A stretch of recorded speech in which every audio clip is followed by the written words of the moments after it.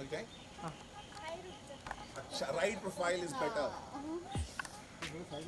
हाँ थोड़ा सा इधर आ जाइए, वो बैकग्राउंड थोड़ा गंदा है, बस जब उधर कौन सा पहले ग्रीन आप फोन पर्दा थोड़ा लगा सा पीछे ले लीजिए. Look centre. या ऑन द लेफ्ट. ऐसा कर, वहां से देखना शुरू कर, ऐसे जाते हैं, ठीक है? थोड़ा पुराना हिस्सा वो है. मिलेगा. मैम का तुम्हारा फ्लिप हो रहा लाइट. मैम का मैं इसको नहीं ये मेरे बाल देख रही है. कर ना फ्लिप हो रहा था.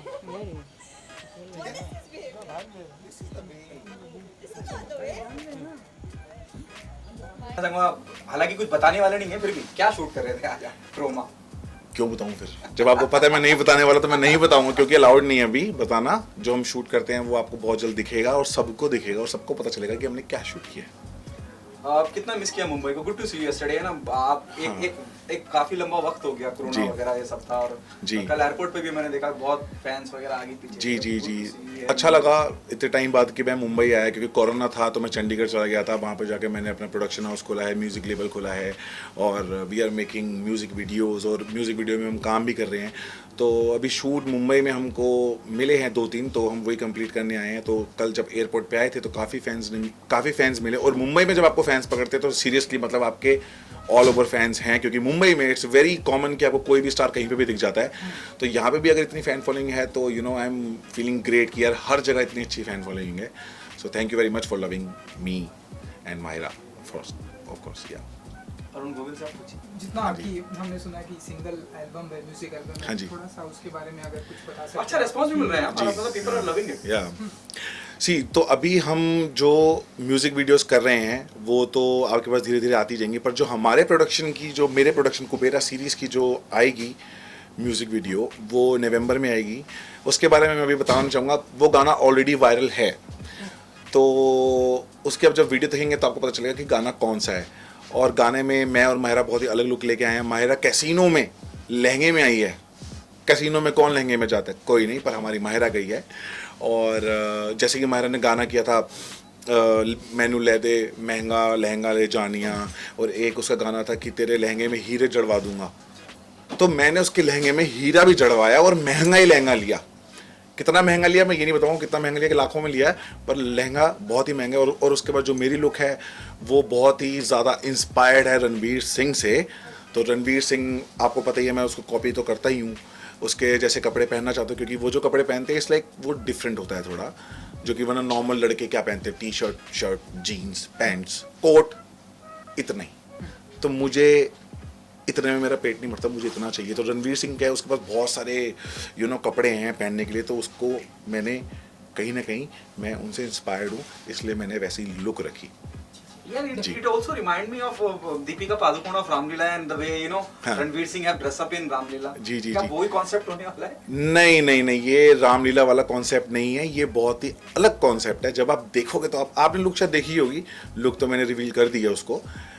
वाइट टाइगर प्रिंट है, लोग उसको जेब्रा प्रिंट बोल रहे हैं. It's not zebra, it's tiger print, white tiger print, और वो टाइगर की ही लुक है. परस बिग बॉस चर्चा का विषय है, फिर से चालू जी. हो चुका है, और जी. कैसे आग बंद करते वक्त चला गया. जी, मतलब मुझे तो लग ही नहीं रहा कि 1 साल हो चुका है बिग बॉस को. दूसरा बिग बॉस भी आ गया, बिग बॉस 14. मुझे लग रहा है कल की बात है. जब हम एंट्री कर रहे थे तो मेरे दिमाग में वही चलता रहता है. और जो हमने वहाँ पे जर्नी निकाली है 4.5 महीने, लगता ही नहीं कि वो 1 साल पुरानी बात है. ऐसा लगता है कि कल की बात है. तो अच्छा लगता है सोच के. लेकिन अभी बिग बॉस 14 शुरू हो चुका है. तो मैंने बिग बॉस 14 के सिर्फ स्टार्टिंग के 2 एपिसोड देखे. उसके बाद मुझे टाइम नहीं मिल पाया क्योंकि मैं अपना काम कर रहा था. तो बिग बॉस 14 में जो मैंने देखा है अभी तक, वो सिर्फ यही देखा है कि शुक्ला ही चमक रहा है. तो मुझे ऐसा लग रहा है कि बिग बॉस 13 ही चल रहा है. बस वहाँ पे शुक्ला की जगह बाकी जितने कंटेस्टेंट सब हट गए हैं और वही चल रहा है. तो थोड़ा सा मोनोटोनस है मेरे लिए, मतलब कि कुछ नया नहीं दिखा मुझे. क्योंकि बाकी जो कंटेस्टेंट्स हैं वहाँ पे 2 दिन में जो मैंने देखा, बाकी मुझे आगे का नहीं पता, जो मैंने देखा कि सिद्धार्थ शुक्ला, हिना और गौहर, इन बच्चों को जो आए हैं, नए कंटेस्टेंट जो आए हैं, उनको डायरेक्ट कर रहे हैं बेसिकली. तो डायरेक्ट करना किसी को is not big boss. Big boss is individuality. आपको अपनी पर्सनैलिटी दिखानी होती है, आपको अपने बारे में दिखाना होता है कि आप कैसे हो. तो इसलिए मुझे थोड़ा सा मोनोटोनस लगा. और बाकी शुक्ला है वहाँ पे, तो वो अकेला ही एंटरटेन कर रहा है, तो इस वजह से हमने देख लिया. That's क्या it. क्या मानते हैं कि जो इतिहास बिग बॉस 13 ने रचा, उस सीजन ने रचा जी। उसको तोड़ पाना या उस तक पहुंच पाना बड़ा मुश्किल। जी, बिग बॉस 13 में जो हमने कांड किए और बिग बॉस 13 का जो टीआरपी गया था और बिग बॉस 13 जो इतना फेमस हुआ था, मुझे नहीं लगता कि इतनी जल्दी कोई भी सीजन उसको तोड़ पाएगा। पर मैं चाहूँगा कि बिग बॉस हमेशा हिट जाए, क्योंकि मेरा फेवरेट शो है। मुझे सब कुछ बिग बॉस नहीं दिया है। आज की डेट में मैं जो हूँ वो बिग बॉस की वजह से हूँ। लोग मुझे जो प्यार दे रहे हैं और जो मैं अपना प्रोडक्शन हाउस भी खोल पाया, तो मेरी यही प्लानिंग भी मेरी ये थी कि मैं बिग बॉस के बाद अपना प्रोडक्शन हाउस खोलूँगा। लेकिन मैं यही कह रहा हूँ कि बिग बॉस एक ऐसा प्लेटफॉर्म है, अगर आप उसको दोगे तो वो आपको देगा। अगर आप कुछ नहीं करोगे तो यू वोंट गेट एनीथिंग। आप बिग बॉस को नाश मार रहे हो। तो उससे ऐसा होता है कि आगे आने वाले कंटेस्टेंट्स, एक्टर्स जो होते हैं, वो भी सोचते हैं कि क्या यार बेकार था लास्ट सीजन। इस सीजन हर कोई खुशी खुशी गया होगा कि मैं बिग बॉस जाना है, क्योंकि बिग बॉस 13 बहुत हिट गया था। अब बिग बॉस 14 अगर, मतलब भगवान ना करे ऐसा, क्योंकि मेरा बिग बॉस वालों से बहुत प्यार है, कलर्स वालों से बहुत प्यार है, मैं चाहता हूँ कि शो बहुत हिट जाए, पर जिस तरीके से कंटेस्टेंट अंदर खेल रहे हैं वो इंटरेस्टिंग नहीं लग रहा है मुझको। तो मेरी अगर अंदर तक बात पहुंचती है या फिर मैं अंदर जाता हूं तो मैं बोल के कहूँगा कि शो को नाश मारने की जरूरत नहीं है। बेटर है कि आप अपना पॉइंट ऑफ व्यू रखो। अगर आपको कोई चीज़ सही नहीं लग रही है, शुक्ला की, हिना की या किसी की भी, गौहर की, तो आप उस पर बात करो, उस पर मना कर दो। आप वो करो क्योंकि वो आपका शो है अभी। तो मेरे हिसाब से हर कंटेस्टेंट को वहाँ पे अपने तरीके से खेलना चाहिए, दूसरों के तरीके से नहीं। पवित्रा ने बहुत कुछ कहा आपने। हाँ, मुझे पता चला कि पवित्रा बिग बॉस में अंदर जाने से पहले बहुत कुछ बकवास मार के गई। पहली बात तो उसका नाम बहुत गलत है, पवित्र तो बिल्कुल भी नहीं है। अपवित्र होना चाहिए अगर होना चाहिए तो, नहीं तो। और ऊपर से जो वो बकवास मार के गई मेरे बारे में, उसने अपने आप को अंदर ही पहले दिन ही गलत प्रूव कर दिया। जहाँ पे वो मुझको धोखेबाज बोल रही थी कि मैं ऐसा हूँ, मैं वैसा हूँ, उसने खुद ही अंदर जाके बोल दिया कि आई वाज डबल डेटिंग पारस। तो किस टाइप की लड़की है वो? और ये बात तो मैंने कभी बाहर नहीं निकाली थी कि हमारा ब्रेकअप क्यों हुआ था। तो ब्रेकअप का रीज़न ही यही था कि डबल डेटिंग हो रही थी, प्लस शी वॉज मैरिड। तो जब शादीशुदा हो तो फिर रिलेशन में आने की ज़रूरत क्या है? आपने ये पवित्रा एक इंटरव्यू में बोल के गई कि पारस मेरी सबसे बड़ी गलती थी। ऑफ कोर्स, तो मैं सबसे बड़ी तुम्हारी गलती था कि तुम शादीशुदा थे और शादीशुदा होने के बाद आप मेरे साथ रिलेशनशिप में थे। तो ये सबसे बड़ी गलती थी। या right. Okay, whom do you see? Tamboli is there, Jasmine is there. Whom do you see? You know, they are. या तंबोली है वहाँ पे। तंबोली मुझे लग रहा है कि सिर्फ कॉपी कर रही है वो हमारे एक्स कंटेस्टेंट्स की। तो Ex जैसे? मैं नाम नहीं लेना चाहता कि किसकी कॉपी कर रही है, वो लोगों को पता ही है किसकी कॉपी कर रही है। और दूसरी वहाँ पे जैस्मिन है। तो जैस्मिन मुझे कहीं ना कहीं सेंसिबल लगी।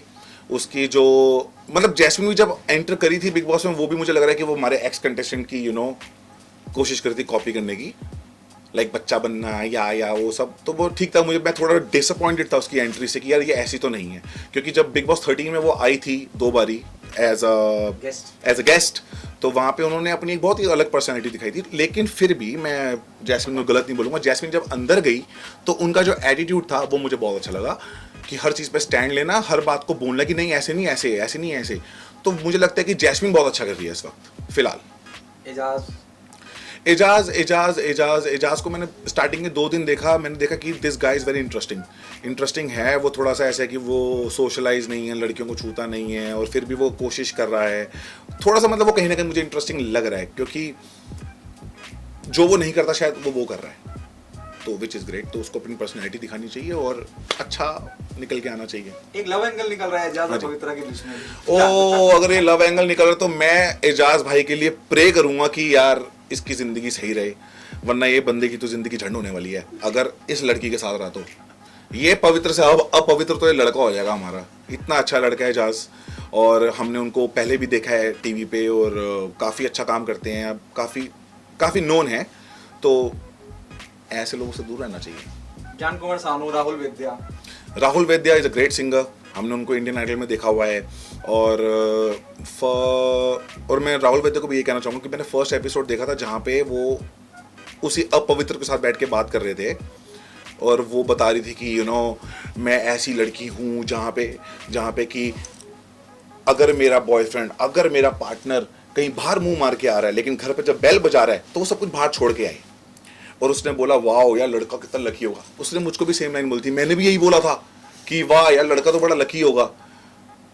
पर वो बात बोली थी ना कि मेरा पार्टनर ऐसे करे तो I have no issues, actually में वो बात अपनी करी थी कि बाहर जितना मर्जी कुछ करके आए, लेकिन गेट पे आऊंगी तो सिर्फ तेरी ही होंगी। So that was a thing. वो अपने लिए बात करी थी, दूसरों के लिए नहीं। Okay, what else is happening apart from the production house? आप शूट के लिए भी यहाँ आना शुरू हाँ हो जी, गया है हाँ जी। और क्या वो जी some big तो project, big screen? हाँ जी हाँ जी हाँ जी हाँ जी तो बहुत ही जल्दी अभी तो मैंने म्यूजिक लेबल ऑन किया है। और म्यूजिक लेबल भी मैंने ऑन क्यों किया है, क्योंकि किसी ने बोला था कि पारस में वो कैलिबर नहीं है। और वो किसी अगर वो देख रहा होगा तो उसको पता होगा कि कैलिबर बेटा कितना है। तुम्हारे सामने ही प्रोडक्शन हाउस खड़ा करूंगा और तुम्हारे आगे ही आऊंगा। अब मैं एक्टर नहीं हूँ, तुम्हारे जैसा ही हूँ। तो कैलिबर इतना है मेरे अंदर। अभी तो मैं म्यूजिक वीडियोस बना रहा हूँ। जनवरी फरवरी से मूवीज भी बनेंगी और वेब सीरीज भी बनेंगी, क्योंकि यही मेरा प्लान था। Fine. Thank you कितना so much. कंट्रोवर्शियल हो गया अभी ये? चाहते आते अपने जो दर्शक हैं जैसे हाँ। कि आपने बताया हमें बहुत ही हाँ। एयरपोर्ट पे बहुत प्यार मिला मैंने फाड़ दी पैंट।